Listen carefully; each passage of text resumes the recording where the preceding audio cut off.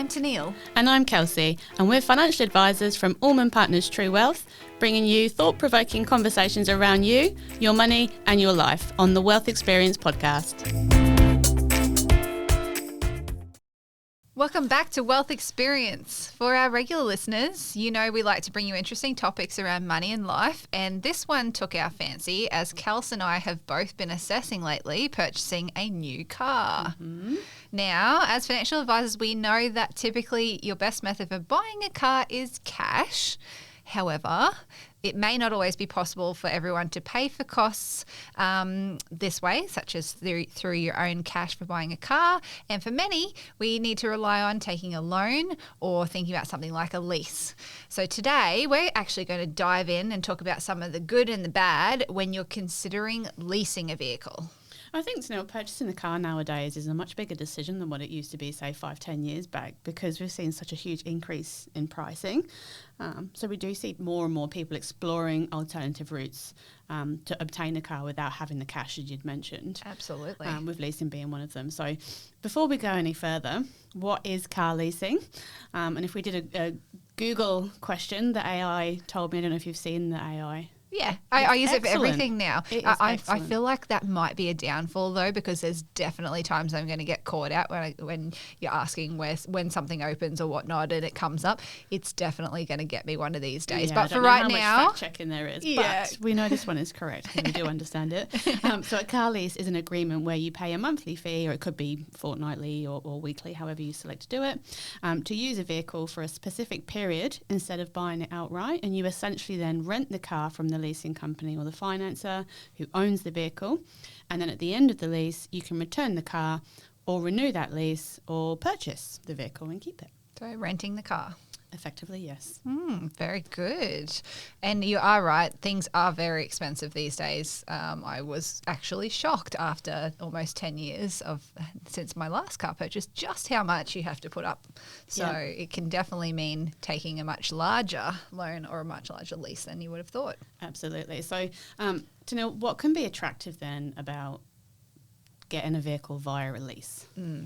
Well, I mean, there's lots of information that's publicly available about this. I was actually reading a very interesting article that was released just last month, so that would be April of 2025, from money.com.au, and it talked about some of the pros and the cons of leasing a car, and that's prompted a lot of thought into today's episode. So, one of the most biggest draw cards, I suppose, that we see when people come in to talk about leases is that they want the tax savings that's involved with it, and that actually comes in a couple of ways. But first of all, when you buy a car or rent the car, or however you want to say it, through a lease arrangement, you won't be paying GST on the purchase price of the vehicle. So as we know, GST is applicable to most goods and services. However, you can actually get a bit of a tax credit, which can save you up to $6,334 in the 2024-25 financial year. Which is the GST that you would otherwise pay, calculated as 1/11 of an amount of $69,674. And every one of our listeners is definitely going to commit that to their memory. Definitely, but this got me thinking. You actually mentioned earlier, we're looking at new cars, and a bit of a tangent here. I tell you what, I could not believe all the extra costs for when you buy a new car. Yes. So I was just blown away. So when you think about it, you've got the GST, which was 10%. Yeah. That's a huge chunk, especially with the price of cars nowadays. Oh, yeah. And then the stamp duty, which I worked out was about 3.5% of the purchase price. Yes, taxes everywhere, yeah. And then the luxury car tax on top of that if you're purchasing over a certain amount. Oh my goodness, we will talk about luxury car tax a little bit later because it was a very interesting one for me.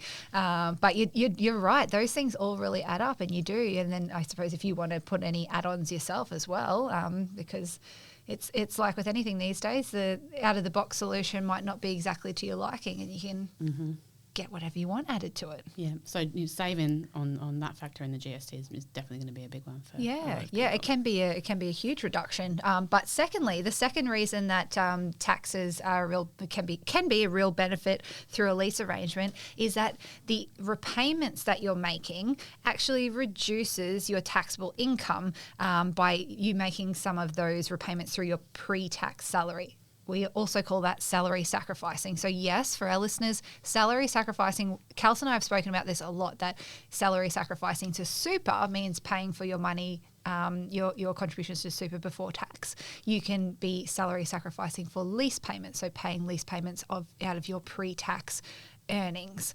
So effectively any lease payment that you make as a salary sacrifice reduces your assessable income by that amount. Yeah. And therefore you're paying less tax. Absolutely.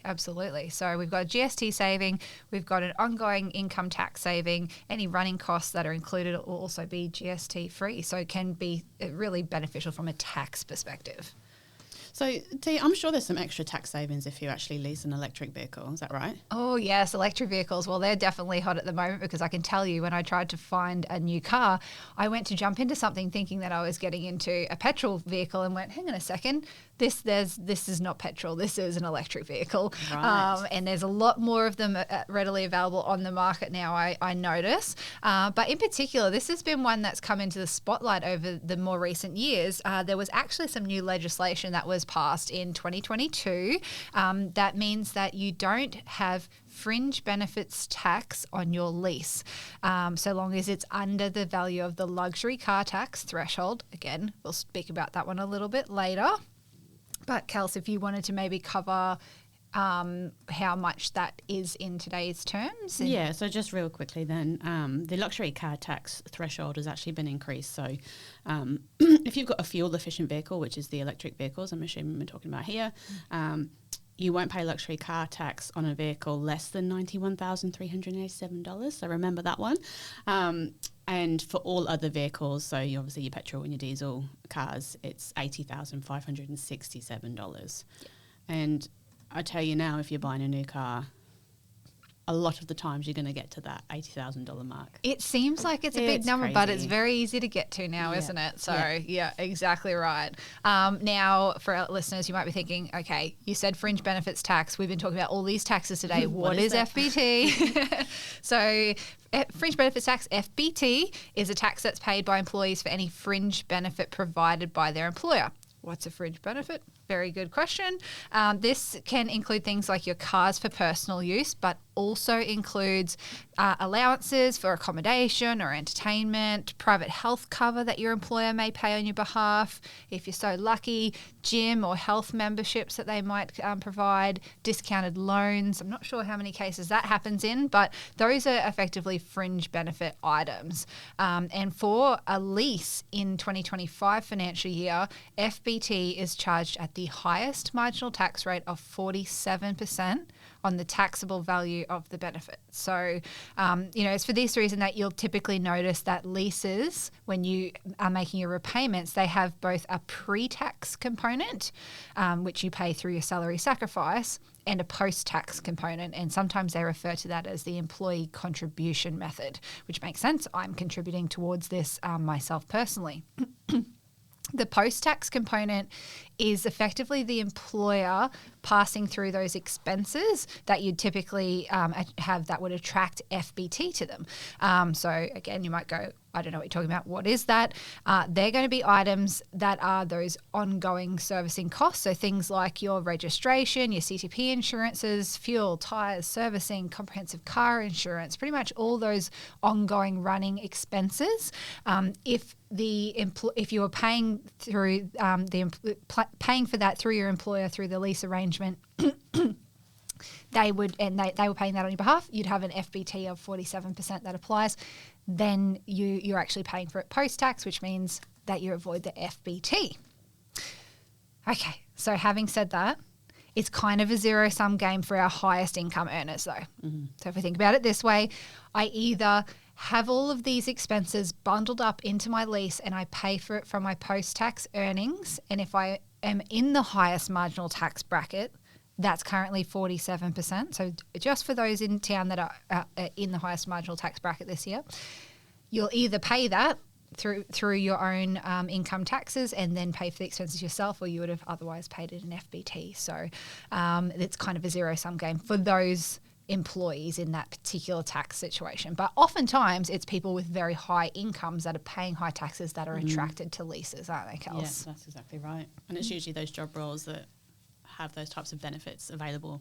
Exactly. So, yeah, big companies, big corporations that have access to these types of lease arrangements for you. So, but if we revert right back to your original question, so you're talking to me, asking the question about electric vehicles in particular. So the FBT exemption that came into play from that legislation 2022 means there's an exemption. So 100% of your lease payments are made via salary sacrifice, and there are no FBT items. And this can obviously make the running cost of the vehicle more affordable. You get your GST savings plus your tax savings and all the running costs. Importantly, this also includes the balloon payment at the end of the lease, which we'll talk about in a bit more detail soon. That's very interesting. That's quite an attractive way of doing it with an electric vehicle. Then it's really interesting to know. But for some people it may not be about the tax savings, right? It could also be about actually having the simplicity of having everything bundled up in a lease. Yes, because it's nice and easy that way, right? For sure. It might seem quite minor, but having the car running costs included in those lease repayments that Teneale was talking about there can actually then stop you having all the lumpy bills and costs that come through when you do own a vehicle. It's already been paid for, it's already included. Yes. So that can be a perk for some people, particularly those that might be time poor or just don't want to have to think about anything else. That's right. You get that lovely rego bill, once a year, twice a year, depending how often you pay. You go, oh my goodness, now I've got to come up with $1,000, whatever it might be. Actually normalising that over a fortnightly basis, something might make it far more attractive to you. That's right. And I guess some of the interesting points here is that the car, even though it's done through employment, it can actually be used for personal use too. There's no requirement for you to just use it for work. And that's probably a question. You'd get that question a fair bit, Kelsey, I'd expect when it comes to leases. Do I have to just use it for sometimes. And I think it's just giving people that clarity that you absolutely don't have to. And there is other things to think about in that regard, though, if you are doing it through your employment, if you think you'll be changing employment and different bits and pieces. But I think we'll probably get to that. Yeah, absolutely. And I think you too, one of the draw cards that a lot of people talk to is the ability to get that car possibly at a really good price as well too. Get back to the price and the costs of vehicles. You can get fleet discounting through a lot of the lease arrangements because they're buying in bulk lots and lots of vehicles, so they might get it at a bit better rate than what you otherwise could. That might be another benefit as such. And you can check these things ahead of time, right? So if you wanted to look at leasing a vehicle via your employment, you can ask for a quote. And that quote will give you that information, and then you can compare that cost relative to the current market price, right? Absolutely, yeah. Yep, doing your research beforehand, which is always something we recommend, isn't it? Absolutely. Yeah. So then we have to think about what are the options at the end of the lease, and this is where you've got a bit of flexibility as well, which might be another draw card as to why you'll go with a lease if you need flexibility. I think more often than not, we see 3-year leases is quite a typical number of how long people will lease a car for. And then, as we've mentioned, you're only renting this vehicle, and there's an option then for you to make what they call a balloon payment at the end of that lease period, and you can keep the car and then you'll own it, and you don't have to do that. There is another option that you can actually release for another period of time, that same car, or you can get a new vehicle, so you give the old one back and release another one. Or another option is that you actually sell the car that you've had on lease to then pay out the balloon payment. Yeah. And then you might, depending on how the car market is, you might actually have some extra cash if that works out well for you as well. So some people might be attracted to it in that, they want to change cars frequently because they get bored, or they want to have flexibility in their cash flow. Maybe they need a little bit more time to save for a car and pay it out at the end, all of those different factors. Absolutely, yeah. And really, like you said, there's going to be a balloon payment if you did want to own that car outright, even if you've gone through a release. So maybe you took a 3-year loan lease term and then you extended it out to 5 years or 7 years, but typically you'll end up with a bit of a balloon payment at the end when you ultimately want to get that car and keep it for yourself. But the risk, like you say, that we see is that people sort of want to keep up with the Joneses, much like what happens when you get a phone under a contract. By the time you're getting to the end of the contract and you've got the crack in the phone, and maybe you've got one of those old school phones now that still has a button on them, or it's just operating slowly. There's so many other newer phones out there, they've got better tech, and you're looking over the fence going, I think I'm just going to go into a new contract for a new phone. So again, I'm renting my phone. Same sort of a scenario can happen with a lease vehicle. So what we always say is when you're entering into a lease, it's really important to think about the fact that at some stage you will need to own a car, most likely. It's not likely that you'll get to a stage and go, oh, no, I don't need one any longer, unless you're fully reliant on public transport or somebody else to get you around or whatever the case may be. But ultimately, if you're thinking about that, that might be because you've got something coming up, for example, retirement. You know, maybe I'm 10 years away from retirement, and at some point in time, I'm not going to be with my employer any longer. So planning for covering the full value of the car, whether that be the balloon payment or a new vehicle, understanding that during your lifetime you're going to have multiple of these because they are a depreciable asset, that's really important. Absolutely. So to the point that we touched on earlier about changing employers. So yes, you've got the novated lease, and let's say you've locked it in with your employer. As you are the employee and your employer is deducting the payments, and then the third party is the lease provider. If you leave your job, the car has to come out of the novated lease situation. Yeah. So this then in turn, all of the repayments in the post-tax payments will turn into... You're all paying for all of them out of pocket instead of having anything from pre-tax. So then you do lose a significant benefit that you was otherwise receiving. Absolutely. And then you're relying on the ability to try and get another one under a pre-tax novated lease in future if you found an employer that did that. So if you found an employer that offered this fringe benefit and you was able to lease through them, could you ask to put your existing lease?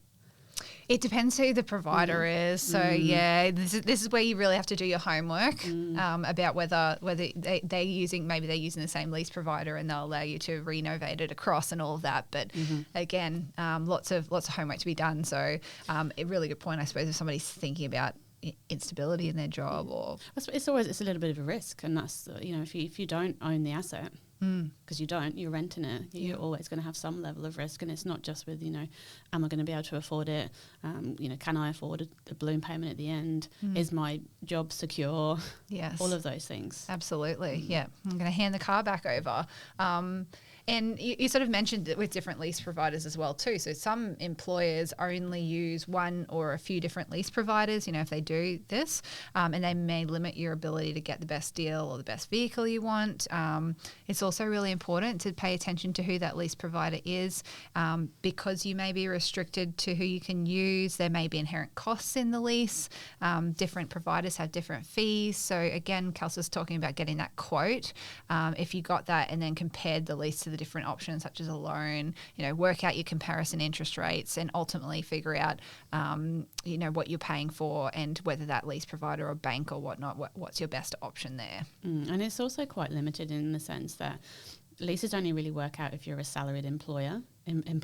Oh, yeah.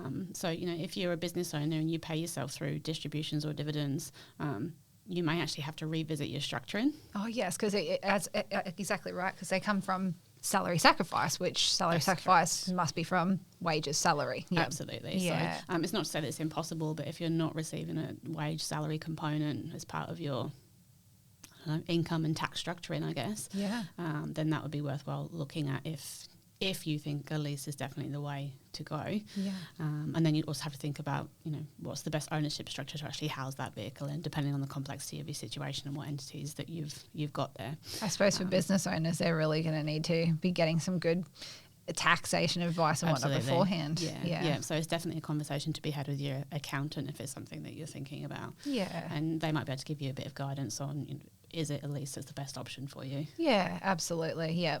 And as with anything, I think we talk a little bit about what some of the benefits are, what some of the disadvantages are. Whenever it comes to anything that we're talking about, we always like the KISS method, don't we? Keep it simple, stupid. Complexity, in all honesty, that's what we find we get a lot of questions about leases on, because they're just a little bit more complicated than your standard lending loan situation. So always make sure that you're getting some really good advice before entering into any lease arrangement, or at least that you understand it fully. You read over those quotes, you read over the terms and conditions. Want to invest your hard-earned money but don't know where to start? Allman Partners True Wealth presents AP Direct Invest, your online self-directed investment solution. Choose from 6 low-cost exchange-traded fund portfolios, including 2 socially responsible options. To manage your own investment experience, visit 𝐼𝐿𝑚𝑎𝑛.com.au/AP Direct Invest and start your investment journey today. AP Direct Invest, your investment solution. Any financial product advice is general advice only and may not be appropriate for you. Always read the PDS. Next, I thought what we might dive into is talking a little bit about just some takeaway points for our listeners. So for anybody that's just tuned in, we're talking about leases today and leasing a car in particular, so renting it to eventually buy it. One of the things to consider is tax savings versus the total cost of your car. Now, we've spoken a little today about the cash flow benefits, the tax benefits of paying for leases pre-tax.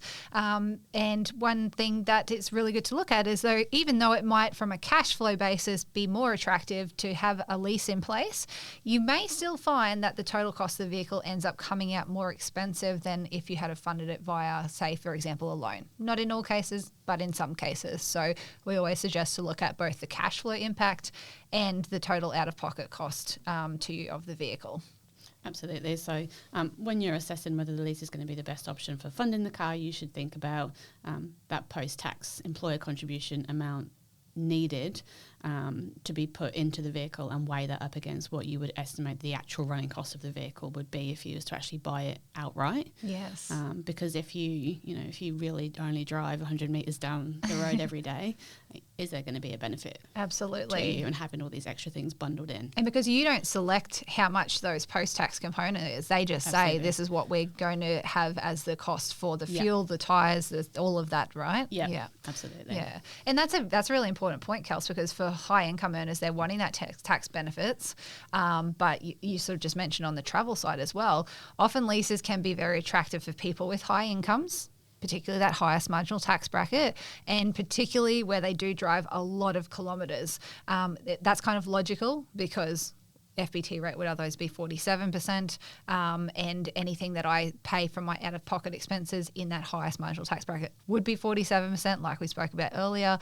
But when you bundle in the fact that if you are doing a heck of a lot of kilometres and your servicing costs that you would pay might be more expensive on the car relatively than what it would be in the lease, that's a worthwhile exercise to have a look at. So typically, high income earners, high travel usually are the starting base for really considering where a lease might be more attractive. Yeah. And I think for some people there is restricted access to actually obtaining a lease because, like we were saying earlier, not all employers offer this option. Yeah. So if you're thinking about it, first thing to do, of course, would be, is this even an option for me? So that's you can't take that for granted. Exactly. And you usually do see it with a lot of the larger firms as this being an offering. So some of the people that are in smaller type firms may not have access to this. Yeah, small businesses may not even be able to facilitate that kind of arrangement for sure. Exactly right. Nor would there be a benefit for different types of employees as well. So yeah. Another consideration, again, we've kind of already touched on it, is then how long to take the lease for. And you've got to factor in there, when am I getting to retirement? How long do I think I'm going to be with this employer for? How long do I think I'm going to be in this position, and is it stable? So certainly if you're feeling like things are a little bit rocky or you might have a sea change quite soon, maybe a shorter lease is the option for you. Absolutely. And, we sort of did speak a little bit earlier about the fact that you can sometimes get that fleet discounting with a lease car, but that's not to say as well that our listeners couldn't just go out there and secure themselves a really good arrangement by doing their own research, their own online research, speaking with dealers, or even, getting a car broker whose role is to go and source vehicles at their best cost as well. But one final area that I thought we'd touch on before we sort of wrap this up today, we spoke about luxury car taxes. Lots today about taxes. And Kelsey explained that for every car in FY25, for every dollar over $91,387 for fuel efficient vehicles and the $80,567 for all other vehicles, there's a luxury car tax that applies on every dollar above that you spend on a car. So that luxury car tax rate is currently 33%. So let's just pause a minute and think about this. So GST of 10% on a brand new car, luxury car tax of 33%, and stamp duty. Yep. So you could be getting up to close to nearly, 45, 50% Oh my in goodness! taxes I have of never the vehicle of your I've car. never put it that way on the certain dollars of the vehicle. That's 100% correct. Wow. Yeah, that's It's come on, government. Yeah, That's a lot. It's an interesting one. But so, and the luxury car tax, obviously we are talking about those more expensive vehicles. But just something that caught my attention when I was looking at a car myself was how that actually applies in reality. So if you thought about it, if you bought a car that was right on the money, was right up to the value of the luxury car tax threshold, so you're not paying it yet, but before delivery you've decided to add on accessories, and like you said, you can add on all these things. Paint protection, whatever else I want to get to it. And if I added an extra $5,000 to the car price above the luxury car tax threshold, I have to pay the 33% on top of that. So I pay an extra $1,650 for that accessory, for the $5,000 worth of accessories. So you may decide that it might be best to actually buy the car at its base rate and then think about adding some of those accessories after the taking delivery of the vehicle. Now, this is an important consideration, particularly for leases, because I will tell our listeners to make sure that you're checking your lease terms and understanding whether you can make adjustments to the vehicle after taking delivery, because for leases, that may not actually be the case. So check the contract. Really interesting point just to kind of finish out on. I'm just thinking, that's, wow, yeah. And if you wasn't leasing, I guess, if you're buying through a dealership, if you are getting a brand new car, it gives you a bit more things to think about when you're bartering on price. So many things to think about. If it was $1 over that tipped you into the luxury car tax. And then all your accessories beyond there. Yeah, obviously the value up until that point you don't pay anything on, but every dollar you spend thereafter, then you do. So, yeah. Well, for our listeners, if you are thinking about leasing a vehicle, make sure you do your research, consult with your accountant and financial advisor for a thorough analysis of the best way to fund your vehicle. So as always, thank you for joining us today, and don't forget to send us in your requests for more topics. We really, really do want to hear from you and know what you want to hear from us. And then, of course, also like, share, subscribe, all of our content so more people can hear what we have to say. Hopefully we're useful and adding value to your lives, and we'll see you again on the Wealth Experience podcast. The opinions of the presenters are objectively ascertainable and are not intended to be financial product or personal advice.